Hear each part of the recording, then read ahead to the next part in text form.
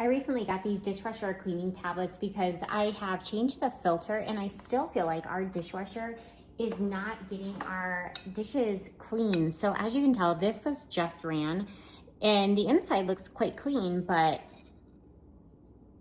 there's still some residue on the outside there, and I pulled out several different dishes with the same issue in different spots.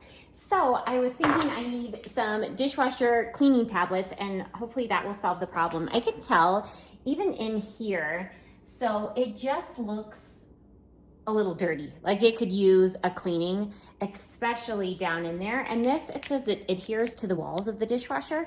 So let's find out. First off, empty your dishwasher. So I have everything completely empty. And then it's just in these little tablets. And so I'm gonna open this up. This is what it looks like. And it just says set it, ooh, even even the door is dirty. But set it in there and then put your dishwasher on normal cycle. So I'm gonna let that run and stop back and see if we can tell a difference when it's all done. My dishwasher cycle fully finished running, and what I'm doing now is just letting everything completely air dry out before I close any of it.